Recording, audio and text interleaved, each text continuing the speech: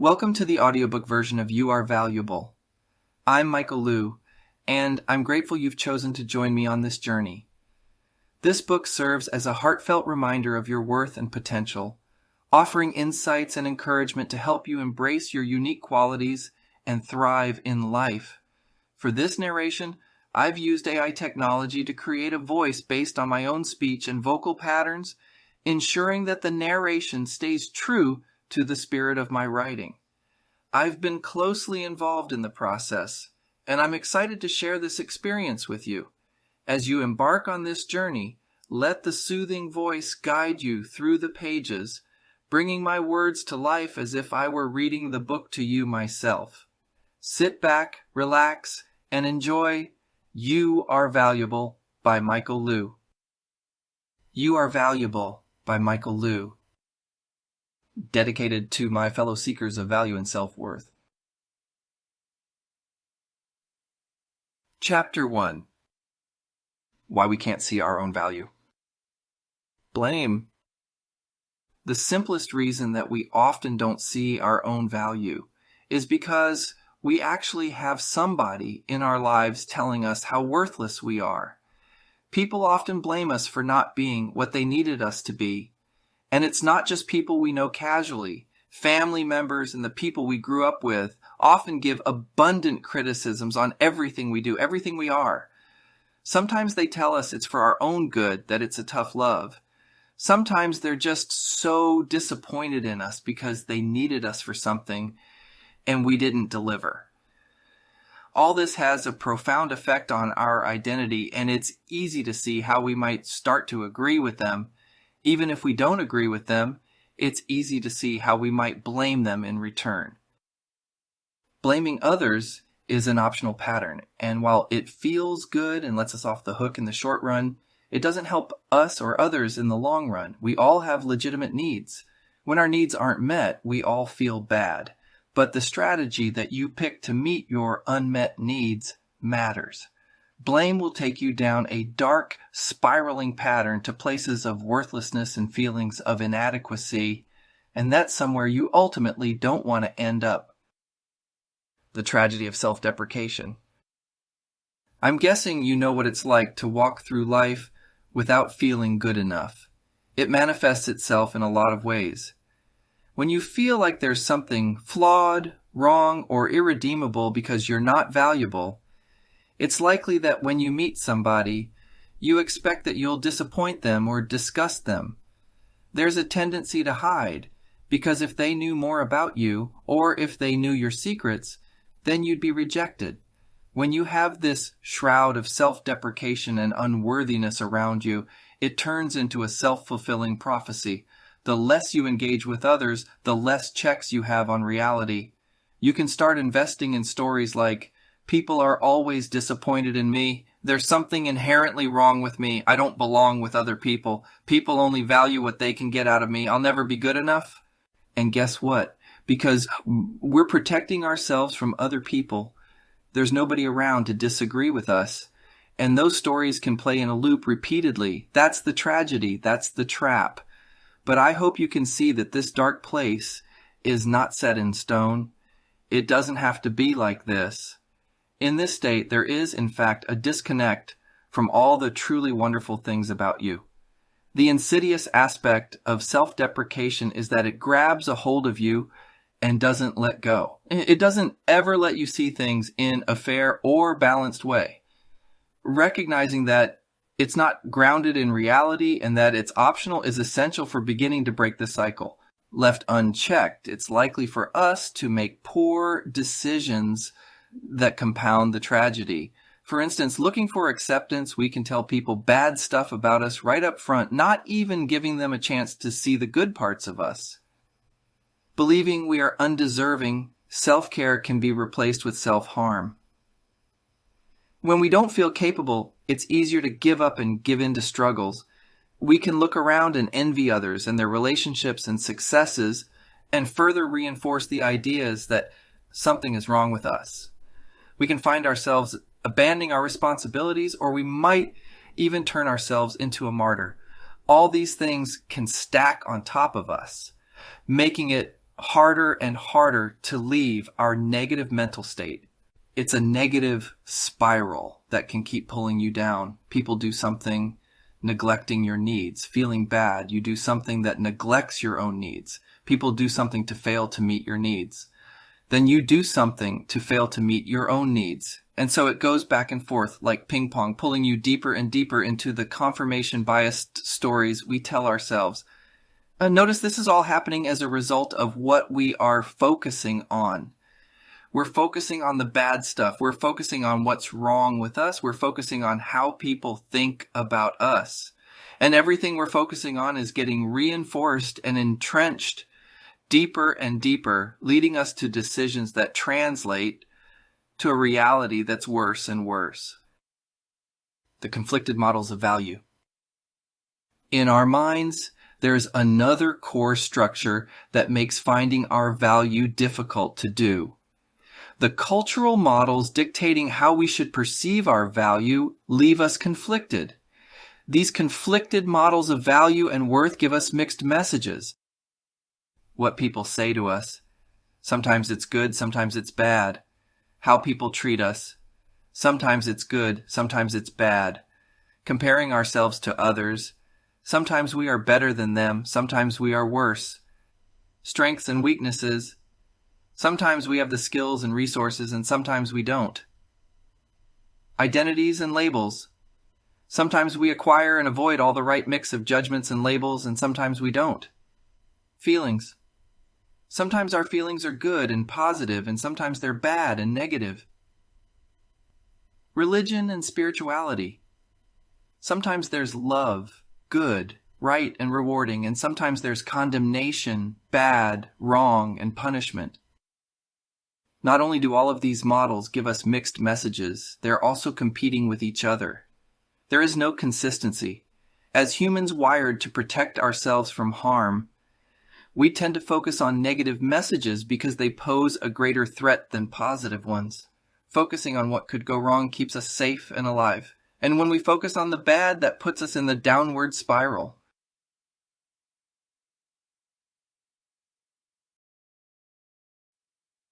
Chapter 2. Seeing your own value. An observer model of value. In order for anything to have value, that means someone has to appreciate something about that thing. Take a car, for example. In order for you to appreciate a car, and for that car to be valuable to you, you have to at least have some experience with that car, even if it's just in your imagination. That car has to give you something. If someone tries to deliver a totaled, unusable, unattractive car to your home, instead of valuing it, you might even resent it. Here is the key principle I discovered. Value comes from appreciation, and appreciation requires an observer. Somebody has to do the valuing for someone to be valuable. That somebody can be anybody, including yourself. I had been asking the wrong question. The question is not, am I valuable?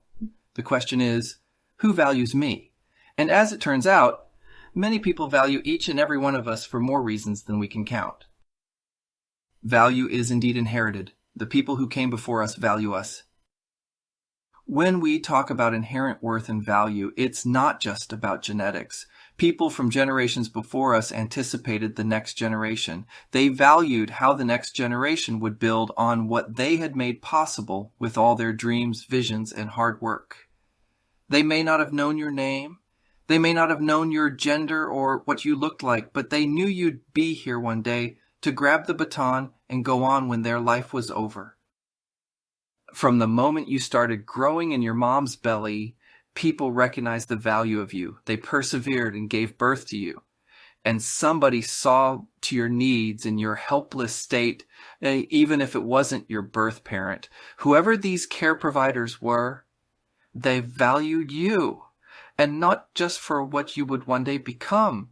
They valued what you gave them right then and there as they held you in their arms. They valued the warmth of your skin against theirs. They valued the way their investment in you gave them meaning and purpose in life. They valued the education you gave them about how vulnerable we all start out in this world. They appreciated how you laughed, how you cried, how you slept, how you liked things and disliked things. They learned from you what growing up caused them to forget about simple things in life. They got to relive life through your first experiences, your first disappointments, and first pleasures. Being in their lives gave them abundant sources of joy and also opportunities to grow and become stronger as a person. When they didn't know how to help you as much as they wanted to. And while many care providers couldn't figure out how to continue helping you at the end of the day because of them, you're still here.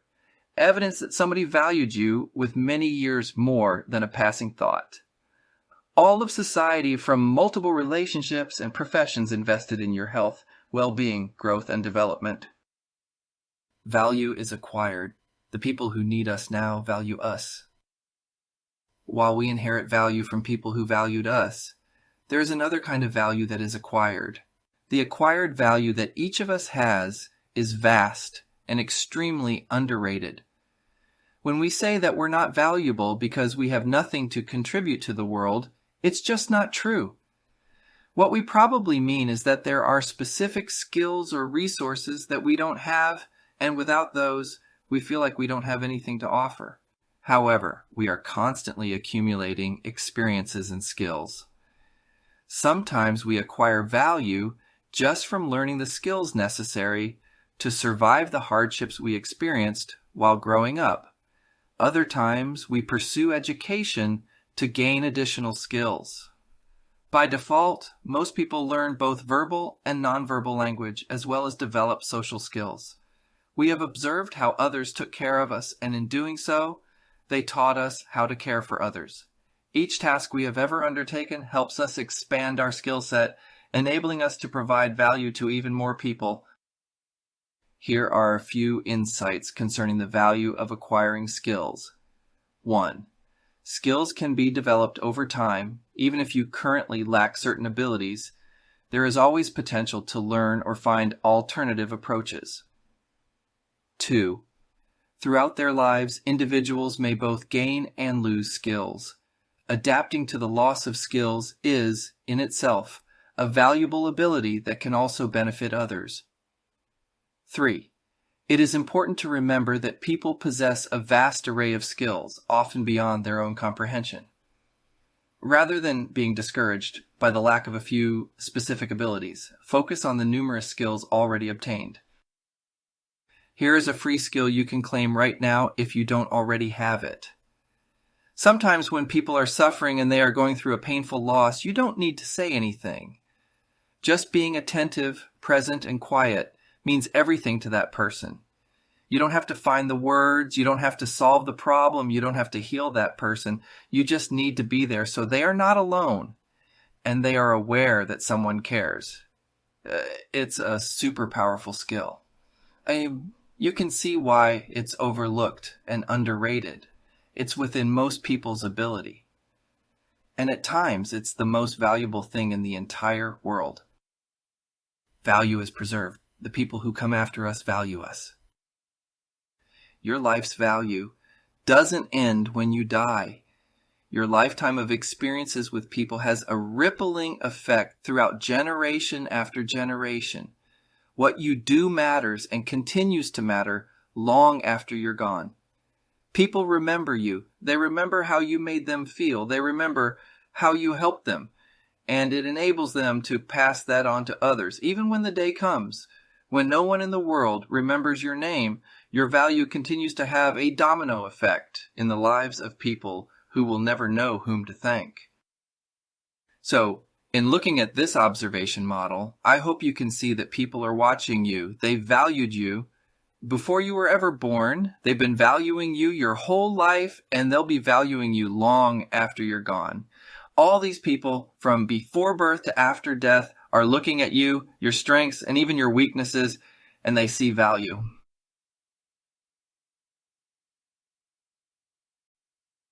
Chapter 3. How to feel valuable. Aside from all the people who have passed away and all the people who haven't been born yet who have and will value you, the two primary sources of experiencing a sense of value in your life will be other people and yourself. Needs are the currency of value. When your needs are met, you feel valued.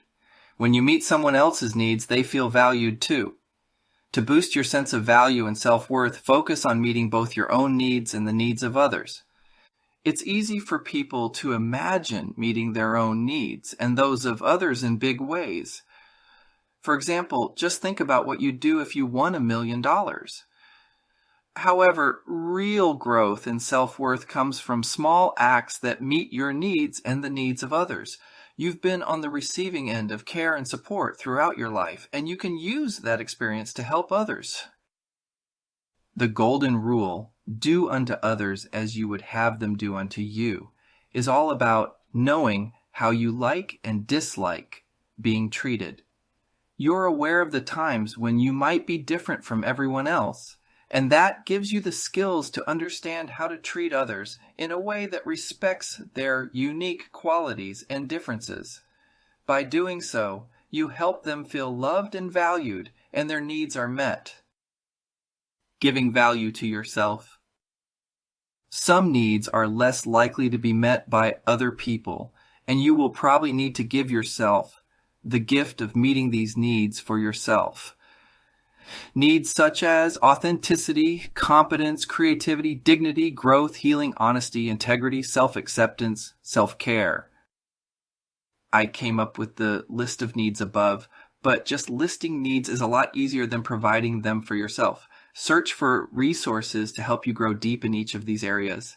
As your emotions grow more and more positive, that's a good sign that you're meeting your needs and you are on the right track. Receiving value from others. Other needs may be ones that you need to experience from other people.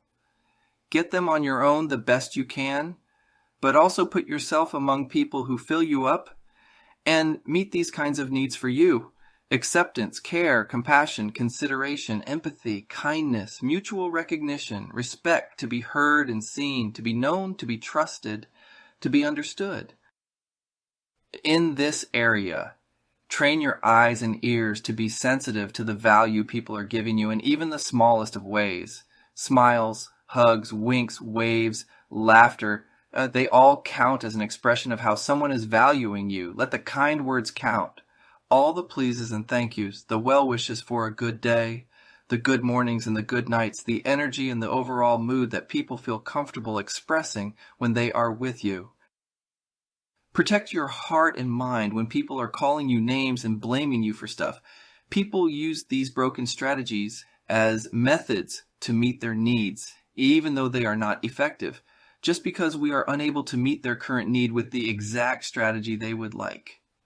It doesn't mean that all the rest of our wealth as a person is canceled. They might try to communicate that, but it's never true. A wise person once explained to me that every time a person interacts with you, they're communicating one of two things. They are trying to express love to you, or they're trying to receive love from you. Another way to think of it is that sometimes people are saying thank you, and the rest of the times they are saying please.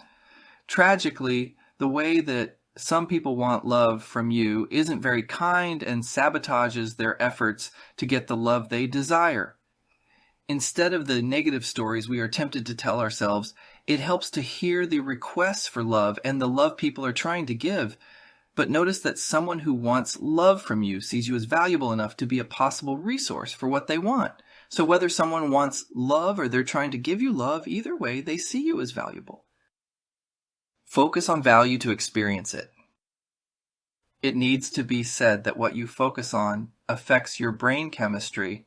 Some thoughts bring you spiraling down with negative neurochemistry, and other thoughts elevate you and bring you into a positive state. There will always be negative things we can choose to focus on if we want to. We can focus on negative experiences, rejections, judgments, terrible events. But when we do that, it leads to more of the same emotions, feelings, and thought patterns. Since there's an infinite supply of negative things we can focus on, we'll never run out of the opportunity to focus on the things that drag us down. Instead, in every moment of our lives, there's also an infinite number of wonderful things to focus on and have gratitude for if we wanted to. And if you think about it, focusing on things that we appreciate, things that we have gratitude for, those are the things that are meeting our needs. And things that meet our needs give us value. So, in effect, having a daily practice of spending a few minutes every day focusing on what we're grateful for is a way of building up our own value and self-worth. Here is a daily 7-minute exercise you can try when you need to break out of a negative thought cycle. 1. Physically make a big change to what you are doing with your body. Put on some dance music and dance to it, jump up and down, or do some exercise. Even striking a pose can help. Tell your whole body from head to toe, we're doing something different. Bring a smile to your face that wakes up all your facial muscles and says to your brain, hey, we're switching to something rewarding now. Step 1 is crucial. 2. And when you've had a chance to break out of the old state and step into a new one, take a minute with your eyes closed and experience what it was like to experience something that you're deeply grateful for, like it was happening all over again in that moment. Give yourself time to hear the things you heard and see the things you saw in your mind's eye. Take in all the grateful feelings you can from that moment. 3. Do that again with 2 other moments of your life, taking your time with each one.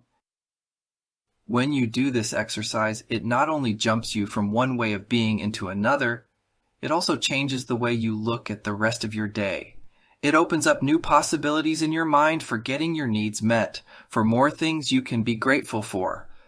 And every time you find something you can be grateful for, the experience of feeling value within you grows.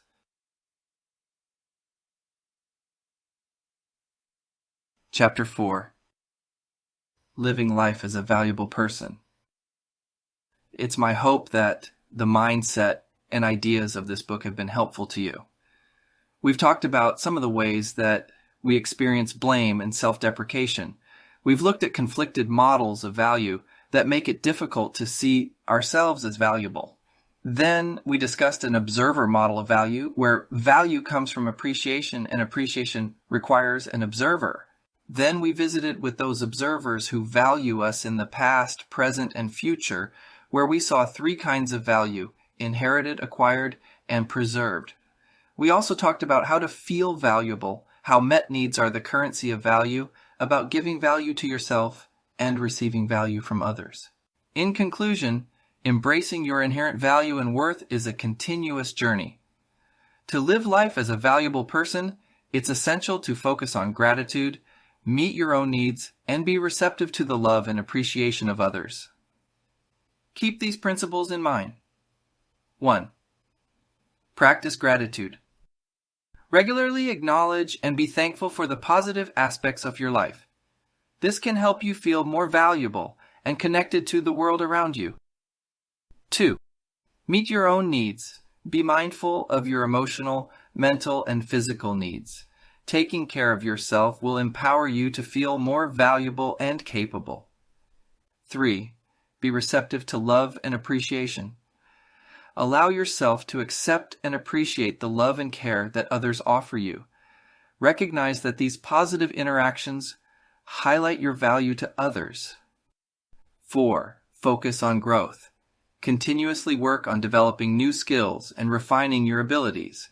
This will help you feel more valuable and contribute positively to the world around you. 5. Build connections. Engage in meaningful relationships with others, both giving and receiving value in various ways. This will help you experience a greater sense of self-worth and fulfillment. Remember, your value is not static, but ever evolving. As you continue to grow and engage with the world, you will become increasingly aware of the inherent worth that you possess. Stay committed to this journey of self-discovery and embrace the valuable person that you are. May the gratitude and appreciations that you experience every day fill you with the awareness of your infinite value and worth. May it never stop growing, freeing you to live your best life now. You are valuable. Chapter 5. Additional resources. The following are some additional recommended resources for growing value. 988 Suicide and Crisis Lifeline. Free and confidential emotional support to people in suicidal crisis or emotional distress 24 hours a day, 7 days a week, across the United States. https://988lifeline.org/ they have a chat feature on their site, or you can call 988. The Trevor Project. The Trevor Project's mission is to end suicide among LGBTQ young people. They also provide counseling, support, and community spaces. https://www.thetrevorproject.org/ Nonviolent Communication, NVC. This is all about interacting with yourself and others based on the legitimate needs we all share. This work is foundational for getting your needs met and meeting the needs of others. Their site is https://www.cnvc.org, which has resources for sale. There are many, but ones that benefited me are NVC, A Language of Life, https://www.cnvc.org/bookstore/book/nvc- a language of life third edition, and Nonviolent Communication, https://www.cnvc.org/bookstore/audio/nonviolent-communication. However, there is also a brilliant YouTuber teaching these skills on their channel called Cup of Empathy, https://www.youtube.com/the@cup of empathy. I also delivered a speech on this topic branded as legitimacy gifting on my YouTube channel, https://www.youtube.com/the@Mikhael 8250. Tony Robbins is a life coach with practical psychology and techniques that are powerful and effective in breaking past limiting boundaries and beliefs in life.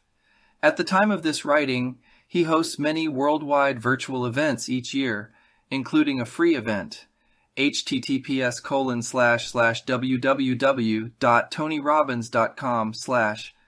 Similar to the exercise I gave in the section called Focus on Value to Experience It, he has what he calls a priming video that can be very transformative as a daily practice.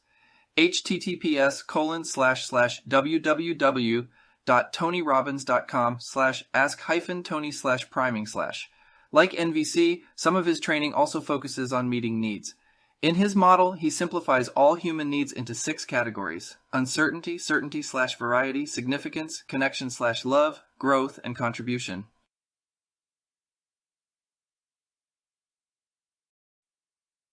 Thank you for listening to You Are Valuable. I hope you found inspiration, encouragement, and valuable insights throughout this journey. Remember, you are valuable.